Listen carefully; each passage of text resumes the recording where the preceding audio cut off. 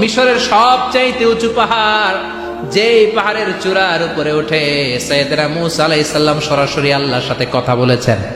ওয়া কাল্লামাল্লাহু মূসা তাকলিমা, সরাসরি without any media, without any via সাইয়েদনা মূসা আলাইহিস সালাম আল্লাহর সাথে কথা বলতেন। পৃথিবীতে 4টা আসমানি কিতাব সবচাইতে সেরা। এক হচ্ছে তাওরাত, দ্বিতীয়ত জাবুর, তৃতীয়ত ইনজিল, চতুর্থত কোরআন। তাওরাত আল্লাহ নাজিল করেছেন সাইয়েদনা মূসা আলাইহিস সালামের উপর, জাবুর নাজিল করেছেন দাউদ আলাইহিস সালামের উপর, ইনজিল নাজিল করেছেন ঈসা আলাইহিস সালামের উপর, আর বিশ্বনবীর উপর নাজিল করেছেন কোরআন। ঠিক কিনা? এই তাওরাতকে রব্বুল আলামিন স্বয়ং নিজ হাতে লিখে কাঠের ফলকের মধ্যে, তক্তার মধ্যে লিখে সাইয়েদনা মূসা আলাইহিস সালামকে দিয়েছেন। সুবহানাল্লাহ।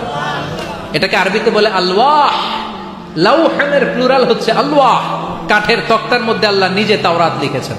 কিসের মধ্যে লিখছেন? কথা বলেন, শুনতেছেন? মনোযোগ আছে? কাঠের তক্তার মধ্যে তাওরাত লিখলেন, লিখে মূসা আলাইহিস সালামকে বললেন, মূসা ফিহি বুরহান, ফিহি হুদা, ফিহি হিদায়া। এই হচ্ছে তাওরাত কিতাব, আমি নিজ হাতে লিখে দিয়েছি। এর মধ্যে হেদায়েত আছে, এর মধ্যে বরকত আছে, এর মধ্যে বুরহান আছে, দলিল আছে। যাও এই কাঠের তক্তার মধ্যে লেখা তাওরাত কিতাবকে নিয়ে যাও, বনি ইসরাইলের কাছে এই তাওরাত কিতাবের দাওয়াত দাও। সাইয়েদনা মূসা আলাইহিস সালাম ছিলেন অনেক শক্তিশালী নবী। উনি ভাবলেন অল্প কয়েকটা তক্তা, কাউকে ডাকার দরকার নাই, আমার ভাই হারুন রে লাগবে না, আমি যথেষ্ট। আমার ভাই হারুন রে কষ্ট করে পাহাড়ের উপরে টেনে আনার দরকার নাই, 3-4টা তক্তা আমি নিজেই নিতে পারবো। নিজেই নিতে পারবো মনে করে সাইয়েদনা মূসা আলাইহিস সালাম আল্লাহর লেখা তক্তার উপরে যে তাওরাতের ফলক, এই ফলক ধরে টান দিয়েছে উঠানোর জন্য। আল্লাহ যেহেতু কিতাব দিয়েছে নিয়ে যায়, কিন্তু কি আজীব তামাশা, তক্তা ধরে কাঁধে তুলবে তো দূরের কথা, নাড়াতেই পারে না। সুবহানাল্লাহ আসতে বলেন, নাড়াতেই পারে না। উনার এত শক্তি, উনি এক থাপ্পড় মেরে ফেরাউনের বাবুর্চিকে ওই জায়গার মধ্যে দুনিয়া থেকে বিদায় করেছিলেন। এক ধাক্কা মারলে 10 জন 10 হাত দূরে যেয়ে পড়তো। উনি রেগে গেলে ওনার মাথার চুলগুলো টুপি আর পাগড়ি ভেদ করে উপরের দিকে এরকম খাড়া হয়ে দাঁড়িয়ে যেত। স্বয়ং মালাকুল মাউতকে থাপ্পড় মেরে চোখ কানা করে দিয়েছিলেন। এর কারণ মালাকুল মাউত মানুষের সূরাতে আসছিল আর অনুমতি নেয় নাই। ঘরের মধ্যে ঢোকার আগে অনুমতির দরকার আছে না নাই? কি সুন্দর ইসলাম, হোয়াট এ প্রাইভেসি ইন ইসলাম। কত সুন্দর প্রাইভেসি ইসলাম আমাদেরকে শিখিয়েছে। আপনি ঘরে ঢুকবেন, অনুমতি নিয়ে ঢুকবেন। কার কথা? এক সাহাবী বললেন, নবী আমার ঘরে 2 ঘর। কয়টা? 2টা মাত্র রুম। এক রুমে থাকে আমি, আর এক রুমে থাকে আমার আম্মা জান। যেই আম্মা জানের বুকের দুধ খেয়ে আমি 10 মাস পেটের ভেতরে ছিলাম, 2 বছর বুকের দুধ খেয়ে বড় হলাম। আমার আম্মা জান থাকে এক রুমে, আমি থাকি আর এক রুমে। ও নবী, আমার মায়ের রুমে ঢোকার আগেও কি অনুমতি নেওয়া লাগবে নাকি? বিশ্বনবী বললেন, ও সাহাবা, আতুহিব্বু আন তারাহা উরিয়ানা, do you like to see your mother naked? তুমি কি তোমার মাকে নেকেড দেখতে চাও? তুমি কি তোমার মাকে উলঙ্গ দেখতে চাও? সাহাবী বললেন, কাল্লা, কখনোই না। বিশ্বনবী বললেন, ইদান তাস্তাদিন, তোমার মাকে যদি উলঙ্গ দেখতে না চাও তাহলে অবশ্যই অবশ্যই অবশ্যই তোমার মায়ের ঘরে ঢোকার আগে অনুমতি নিয়ে ঢুকবা। সুবহানাল্লাহ। মায়ের ঘরে ঢোকার আগে অনুমতি নিতে হবে। তাহলে ভাইয়ের ঘরে, বোনের ঘরে, ভাবির ঘরে, হ্যাঁ, ঢুকাই যাবে না। ভাবির ঘরে ঢোকা যাবে? কারো ঘরে ঢোকার আগে অনুমতি নিতে হবে। এটাকে বলে প্রাইভেসি। ইসলামী প্রাইভেসিকে গুরুত্ব দেয়। কারণ আপনি হয়তো এমন একটা সময় চলে যাবেন ঘরের ভিতরে, ঘরের ভেতরে আপনার আম্মা ওই সময় হয়তো হালকা পোশাক পরে, সিম্পল কোনো কাপড় পরে শুয়ে আছে, ঠিক কিনা? ওই পোশাকে সে আপনার সামনে আসতে চায় না। আপনি যখন নক করবেন, আপনি যখন সালাম দিবেন, পারমিশন চাইবেন, সে হয়তো ওনাকে ঢেকে চাদর পরে সুন্দর করে জামাটা পরে তারপরে আপনার সামনে আসবে। চিল্লায় বলেন ঠিক কিনা? এজন্য অনুমতি নিয়ে ঢুকা ফরজ। কারো ঘরে যখন যাবেন আগে সালাম দিবেন, 3 বার সালাম দিবেন। 3 বার সালাম দেওয়ার পরে যদি উত্তর না পাওয়া যায় চলে যাবেন। কার কথা? মানতে রাজি আছেন তো? এগুলো মানি না, এই জন্যই ঘরে অশান্তি। ফ্যামিলিতে অশান্তি, চোখের হেফাজত নাই, নজরের হেফাজত নাই। এই নজরের লাগাম যদি টেনে ধরতে পারেন, ফ্যামিলির 50% সমস্যা এমনিই চলে যাবে। চিল্লা এখন ঠিক কিনা? সাইয়েদনা মুসা আলাইহিস সালামের কাছে মালাকুল মাউত, মৃত্যুর ফেরেশতা, মানুষের সূরাতে এসেছিল, অনুমতি নেয় নাই, হুট করে ঘরে ঢুকছে, ঢুইকা কয় আনা মালাকুল মাউত, আমি মৃত্যুর ফেরেশতা, জিইতু আন আকবাদা রূহাক, আপনার রূহ কবজ করতে আসছি। মুসা আলাইহিস সালাম দেখতেছে একজন সলিমুদ্দি। মুসা নবী দেখে কি, আর সলিমুদ্দি কয় কি, আমি মালাকুল মাউত। ভেজাল আছে না নাই? সাইয়েদনা মুসা আলাইহিস সালাম দেখে দিব্যি সাধারণ মানুষ, আর সে বলে আমি তোমার রূহ কবজ করতে এসেছি। মুসা আলাইহিস সালাম রেগে গেলেন, অনেক মেজাজওয়ালা নবী ছিলেন, রাগের চোটে এক থাপ্পড় দিলেন, থাপ্পড় খেয়ে মালাকুল মাউতের এক চোখ নাই।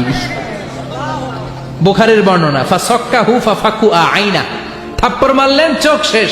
মালাকুল মাউত বাঁচার জন্য দিলেন দৌড়, এক দৌড়ে আল্লাহর আদেশে আল্লাহর আরশে চলে গেলেন, যে বলে মাবুদ এমন নবীর কাছে পাঠিয়েছেন, আরসালতানি ইলা আবদিন লা ইউরিদুল মাউত, এমন বান্দার কাছে পাঠিয়েছে ওই বান্দা মরতে চায় না, খালি মারতে চায়। কি করতে চায়?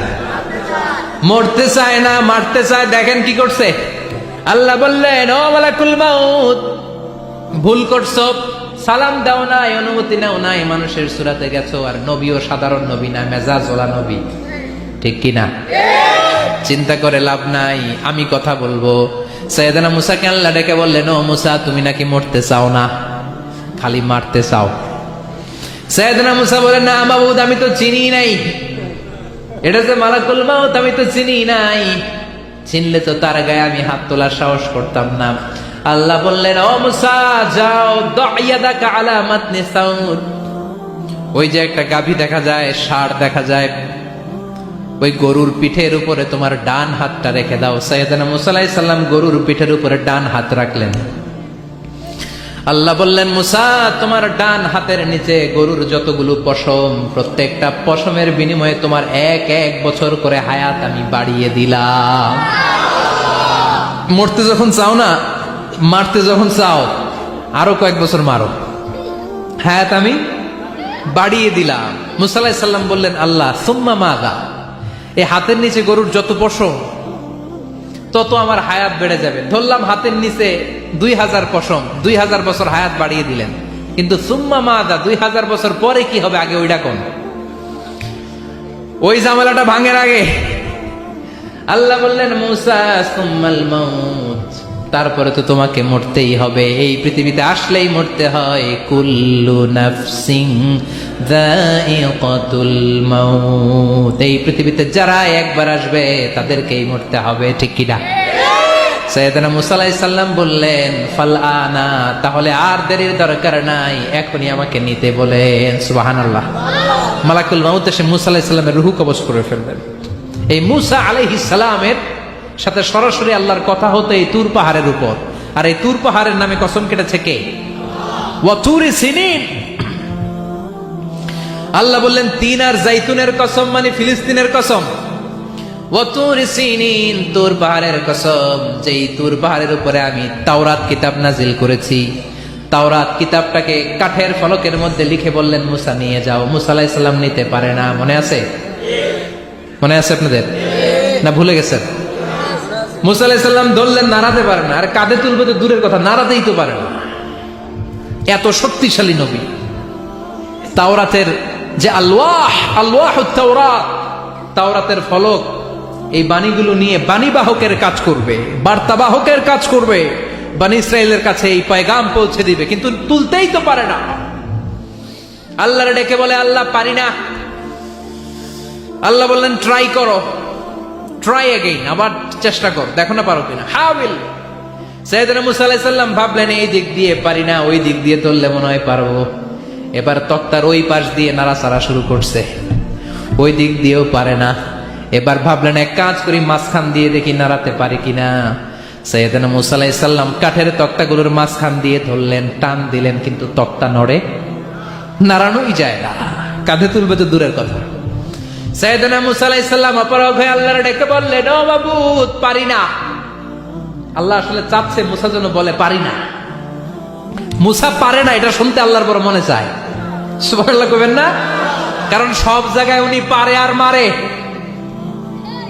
আজকে সাইয়েদনা মুসা আলাইহিস সালামের কণ্ঠে আল্লাহ শুনতে চায়, আল্লাহ আমি অপারগ, আমি পারি না। সাইয়েদনা মুসা আলাইহিস সালাম বলে, আল্লাহ সাইয়েদনা জিব্রাইলকে যদি বলেন আমারে যদি একটু সাহায্য করে, আমার কাঁধে তুলে দিলে আমি নিয়ে বাড়িতে যাব। সাইয়েদনা জিব্রাইলকে একটু বলেন। আল্লাহ বললেন, যাও জিব্রাইল, হেল্প আউট মুসা, মুসা আলাইহিস সালামকে সাহায্য করো। এবার সাইয়েদনা মুসা আলাইহিস সালাম ধরলেন এই দিকে, সাইয়েদনা জিব্রাইল ধরলেন এই দিকে। দুইজন মিলে তাওরাত লেখা কাঠের তক্তাগুলো উঠাতে চাইলেন, কিন্তু কি আজীব তামাশা, সাইয়েদনা জিব্রাইলও পারে না। সাইয়েদনা মুসা আলাইহিস সালাম বললেন, ও ভাই জিব্রাইল, চলো জায়গা চেঞ্জ করি, তুমি এদিক দিয়ে ধরো, আমি ওই দিকে ধরি। আবার জোরসে টান মারো। দেশগামে কয় না জোরসে টান, এইও সিস্টেমে দুইজন মিলে টানে, কিন্তু নাড়াতেই পারে না। আগে তো হাতে নিবে, তারপরে কাঁধে তুলবে, দুইজনেও পারে না। গায়ে যত জোর আছে সাইয়েদনা মুসা আলাইহিস সালাম জোরসে টান দিলেন, যত জোর, সব জোরকে একসাথে করে তিনি টান দিয়েছেন।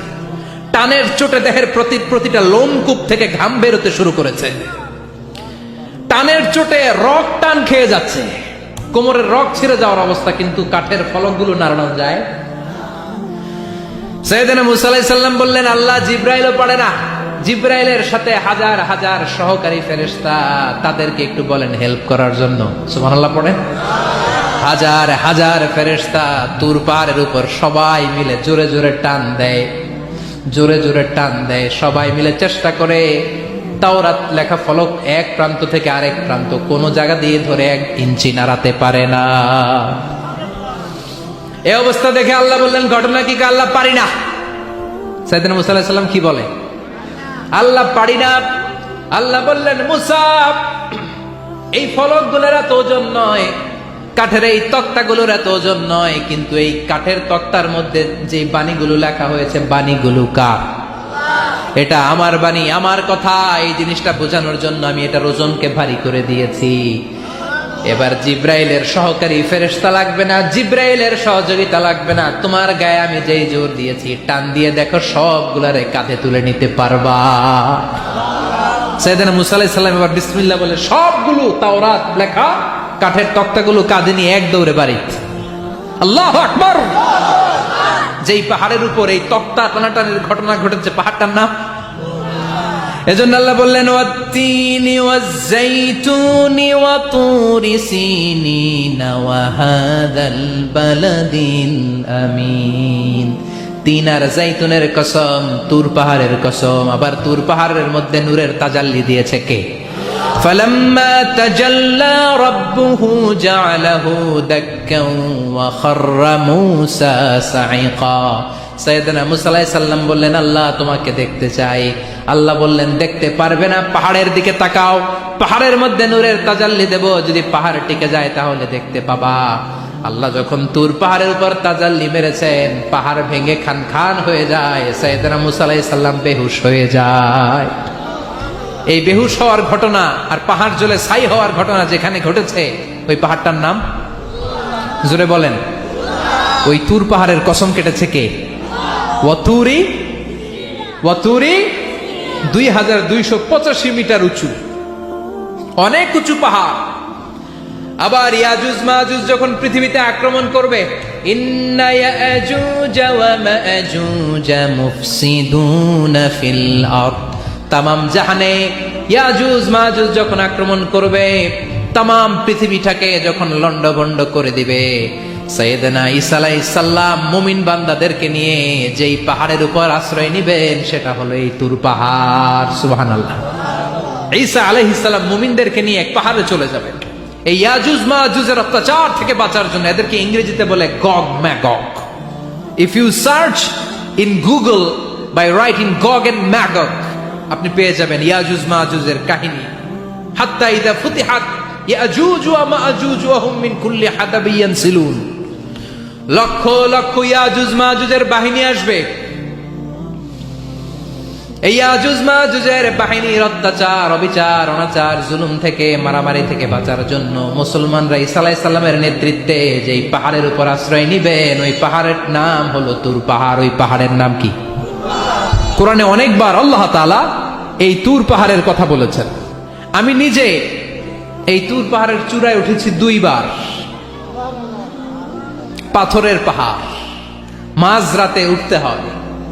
এই তুর পাহাড়ের নিচে একটা গির্জা আছে, খ্রিস্টানদের প্রাচীনতম গির্জা, সেন্ট ক্যাথেরিনা গির্জা।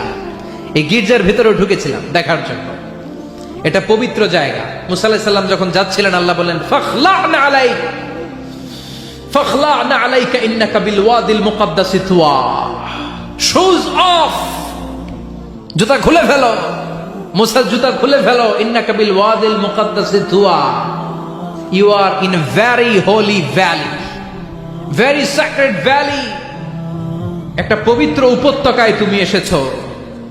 এর চাইতে উন্নত এবং পবিত্র উপত্যকা আমি মহাবিশ্বে কোথাও সৃষ্টি করি নাই। চিল্লায় পড়েন সুবহানাল্লাহ। মাঝরাতে এই তুর পাহাড়ে উঠতে হয়, ব্যাকপ্যাক নিয়ে যেতে হয়, সেখানে পানি টানি খাবার দাবার নিয়ে ওঠা লাগে। 3-4 ঘন্টা লাগে উঠতে, নামতে আবার 3-4 ঘন্টা। সকালে 10টা-11টার পরে আর তুর পাহাড়ে থাকা যায় না, কারণ আমাদের বাংলাদেশের পাহাড়গুলো মাটির পাহাড়, তুর পাহাড় হচ্ছে পাথরের পাহাড়। পাথরের পাহাড়ে যখন সূর্যের আলো লাগে, পাথরের পাহাড় গরম হয়ে যায়। আমরা মাঝরাতে উঠতে শুরু করলাম। আমরা যখন উঠতেছি দেখলাম খ্রিস্টিয়ান কমিউনিটির একটা গ্রুপ, তারাও উঠছে। ইহুদিদের একটা গ্রুপও উঠছে, কারণ এটা 3 ধর্মের লোকদের কাছে তীর্থস্থান। এই তুর পাহাড়ের চূড়ায় ছোট্ট একটা মসজিদ আছে, 7-8 জন নামাজ পড়া যায়। খ্রিস্টানদের একটা গির্জা আছে, ইহুদিদের একটা সিনাগগ আছে। ফজরের সময় উঠলাম, পুরো সিলসিলাতুল জিবাল তুর পাহাড় দেখলাম। অবাক হলাম, এই পাহাড়ে বিশ্বনবী মেরাজের রাতে নেমে দোয়া করেছেন, ঠিক কিনা? এই পাহাড়ে ঈসা আলাইহিস সালাম মুমিনদেরকে নিয়ে ইয়াজুজ মাজুজের আক্রমণ থেকে বাঁচার জন্য আশ্রয় নিবেন। এই তুর পাহাড়ের কসম কোরআনের ভেতরে কেটেছে কে? এজন্য আল্লাহ বললেন ওয়াত-তিনি ওয়াজ-যাইতুনি ওয়া তুরি সিনিন ওয়া হাযাল বালাদিল আমিন। তিন আর যাইতুনের কসম, ওই মিশরের তুর পাহাড়ের কসম, ওয়া হাযাল বালাদিল আমিন, এই নিরাপদ শহরের কসম। শহরটার নাম কি? কি নাম? এই নিরাপদ শহর দ্বারা আল্লাহ বুঝিয়েছে মক্কা, না ফিলিস্তিন না। ফিলিস্তিন হচ্ছে প্রথমটা, কিন্তু হাযাল বালাদিল আমিন, এই নিরাপদ শহর দিয়ে আল্লাহ বুঝিয়েছেন মক্কা শহরকে। চিৎকার করে বলবেন কোন শহর? মক্কা শহর। এই মক্কা শহরের আগের নাম বাক্কা। মক্কার আগের নাম কি? জোরে বলেন, আরো জোরে। ইন্না আউওয়ালা বাইতিন উদিআ লিন-নাসি লাল্লাযী বিবাক্কাতা মুবারাকা হুদাল লিল আলামিন। নিশ্চয়ই পৃথিবীর সর্বপ্রথম ঘর যেই শহরের মধ্যে আমি আল্লাহ স্থাপন করলাম, শহরটার নাম হলো বাক্কা শহর। কি শহর? এই বাক্কা পরে চেঞ্জ হয়ে হয়েছে মক্কা। আল্লাহু আকবার। তার মানে আজকে জানলেন মক্কা শহরের আগের নাম হলো বাক্কা। আগের নাম কি? মক্কা শহরে অনেক হোটেল আছে, ওই হোটেলের নাম ফুন্দুক বাক্কা। দেখছেন? ফুন্দুক বাক্কা মানে বাক্কা হোটেল। এই বাক্কা হচ্ছে মক্কার আগের নাম, মনে থাকবে? আল্লাহ বললেন হাযাল বালাদিল আমিন, এই নিরাপদ শহরের কসম, এই শহরের চেয়ে নিরাপদ শহর পৃথিবীর মধ্যে। ইউসাউইরুকুম ফিল আরহামি কাইফা ইয়াশা লা ইলাহা ইল্লা হুয়াল আজিজুল হাকীম। তিনি হলেন এমন সত্তা যিনি মায়ের পেটে থাকা অবস্থায় তোমাদের চেহারার ডিজাইন করে দিয়েছে। চিল্লায়া বলেন সুবহানাল্লাহ। তাহলে 4টা কসম কেটে আল্লাহ যে দামি কথাটা বললেন, লাকাদ খালাকনাল ইনসানা ফি আহসানি তাকওয়িম, সুন্দর আকৃতিতে তৈরি করেছি। এজন্য সুন্দর চেহারাটা নিয়ে যখন আয়নার সামনে দাঁড়াবেন, তখন আপনি আয়নার দোয়া পড়বেন আল্লাহুম্মা হাসসানতা খালকি ফাহসিন খুলুকি। বিশ্বনবীর চেহারা সুন্দর বেশি না কম? জোরে বলেন। চাঁদের চেয়ে সুন্দর তুমি নবী আমার কামলিওয়ালা, চাঁদের চেয়ে সুন্দর তুমি নবী আমার কামলিওয়ালা। দু জাহানের বাদশাহ তুমি প্যারা নবী সাল্লে আলা, দু জাহানের বাদশাহ তুমি প্যারা নবী সাল্লে আলা, চাঁদের চেয়ে সুন্দর তুমি নবী আমার কামলিওয়ালা। সুবহানাল্লাহ। বিশ্বনবীর চেহারাটা বড় সুন্দর ছিল, এত সুন্দর চেহারার মানুষ পৃথিবীতে দ্বিতীয়টা নাই। ওই চেহারা নিয়ে বিশ্বনবী আয়নার সামনে যখন দাঁড়াতেন উনি বলতেন আল্লাহুম্মা হাসসানতা খালকি ফাহসিন খুলুকি। এর মানে হলো আল্লাহ আমার চেহারাটা আপনি যেমন সুন্দর করেছেন আমার চরিত্রটাও সুন্দর করে দিয়ে। দিস ইজ দ্য অ্যাটিটিউড, এটাকে বলা হয় attitude. What a marvellous amazing attitude he belongs. বিশ্বনবীর কি সুন্দর অ্যাটিটিউড ছিল, সুন্দর চেহারা নিয়ে আয়নার সামনে দাঁড়িয়ে তিনি বলতেন আল্লাহ আমার চেহারাটা যেমনি সুন্দর করেছো আমার চরিত্রটাকেও সুন্দর করে দাও, আমার বাহিরটা যেমন সুন্দর আল্লাহ আমার ভেতরটারেও সুন্দর করে দিও। পড়েন আমিন। এই আয়নার দোয়া পারেন তো? আয়নার সামনে দাঁড়ায় এই দোয়া পড়েন তো? নাকি বলেন আয়না বসাইয়া দিও কলবের ভিতর? এগুলো বলবেন? পড়েন আল্লাহুম্মা হাসসানতা খালকি ফাহসিন খুলুকি, আল্লাহুম্মা হাসসানতা খালকি ফাহসিন খুলুকি। হে আল্লাহ, সবাই বলেন হে আল্লাহ তুমি আমার চেহারাটা সুন্দর করেছো, তুমি আমার চরিত্রটাও সুন্দর করে দিও। আমিন। আর জোরে পড়েন আমিন। এই জন্য নিজে যখন আয়নার সামনে দাঁড়াবেন এটা বলবেন, আপনার স্ত্রী যখন আয়নার সামনে দাঁড়ায় তখন এইটা বলবেন, আপনার বাচ্চা যখন আয়নার সামনে দাঁড়ায় তখন এই দোয়া পড়বেন। রাজি আছেন তো? আয়নার সামনে দাঁড়িয়ে আমরা বলবো হাসসানতা খালকি, আল্লাহ তুমি আমার চেহারাটা সুন্দর করেছো। আমরা সবাই সুন্দর, আমরা সবাই সুন্দর। যার কালার কালো, কালো চামড়ার লোক, তার মধ্যে একটা সৌন্দর্য আছে না নাই? আল্লাহ বললেন এই কালো আর ধলো এগুলো তো বাইরে, ওয়াখতিলাফু আলওয়ানিকুম ওয়া আলসিনাতিকুম, তোমাদের গায়ের রঙের ভিন্নতা, ভাষার ভিন্নতা, এগুলো আল্লাহর মিরাকেল। একজন সাদা, একজন কালো, একজন ধূসর বর্ণের, এক একজনের চেহারার সাথে আরেকজনের চেহারার মিল নাই। সুবহানাল্লাহ। এটাই সৌন্দর্য। এজন্য আল্লাহ বললেন লাকাদ খালাকনাল ইনসানা ফি আহসানি তাকওয়িম, আমি গোটা মানব জাতিকে চমৎকার একটা স্টাইল দিয়ে তৈরি করেছি। এই স্টাইলের সাথে পৃথিবীর কোনো প্রাণীর কোনো মিল থাকে না। সুবহানাল্লাহ। কি অসাধারণ আমাদের কাঠামো। আপনি যদি হিউম্যান ব্রেইন নিয়ে চিন্তা করেন, আমাদের ব্রেইনের ক্যাপাসিটি কিন্তু অনেক বেশি। এই পৃথিবীতে সবচাইতে পাওয়ারফুল যে কম্পিউটার আবিষ্কার করা হয়েছে এটার নাম ক্রে-1 super computer. United States of আমেরিকাতে যারা মিলিটারি বেসে জব করে তাদের ম্যাথমেটিক্যাল ইকুয়েশন ড্র করার জন্য, সলিউশন করার জন্য এই ক্রে-1 সুপার কম্পিউটার তারা ইউজ করে। বিজ্ঞানীরা হিউম্যান ব্রেইনের ক্যাপাসিটির সাথে ওই ক্রে-1 সুপার কম্পিউটারের তুলনা করেছে। তারা তুলনা করে দেখেছে ক্রে-1 সুপার কম্পিউটারের চেয়েও আমাদের ব্রেন শতগুণ বেশি শক্তিশালী। আমাদের হেয়ারিং সিস্টেম নিয়ে যদি আপনি গবেষণা করেন অবাক হয়ে যাবেন। এই যে কানের মধ্যে এখানে পেঁচানো দেখা যায়, এটা কি আল্লাহ এমনি এমনি দিছে? মা খালাকতা হাদা বাতিলা, এমনি এমনি আল্লাহ কিচ্ছু দেয় নাই। এই পেঁচানো ডিজাইন না থাকলে আপনি শুনতে পেতেন না। আপনার কান দুইটা যদি কেটে কান কাটা রমজান করে দেয় আপনি কোনো আওয়াজ শুনতে পাবেন না। এই কানের ডিজাইন গুলো, এই আঁকাবাঁকা পথগুলো আল্লাহ তাআলা দিয়েছে ইথারে ভেসে আসা সাউন্ড গুলোকে ইলেকট্রিক্যাল সিগন্যালের মাধ্যমে ভেতরে ঢুকানোর জন্য।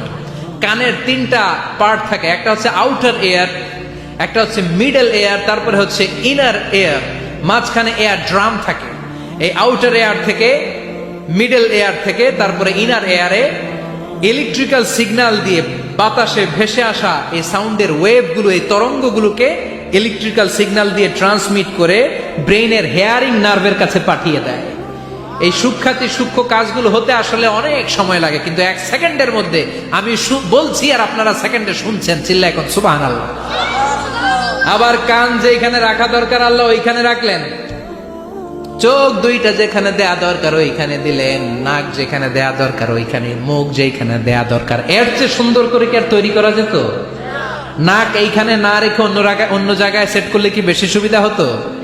নাক যদি পেছনে থাকতো, খাওয়ার সময় খাবারটা বাসি না ভালো এটা ঘ্রাণ নেয়ার জন্য সব সময় খাবার পেছনে নিয়ে ধরা লাগতো, ঠিক কিনা? তার মানে নাক এই জায়গায় রাখাতে সুবিধা হয়েছে না? সুবহানাল্লাহ কইবেন না? কি সুন্দর মুখটা দিলেন, হ্যাঁ, কি সুন্দর চোখ দিলেন। এই কান দিয়ে আমরা শুনি, দেখেন কানের সেটিংটা কত সুন্দর।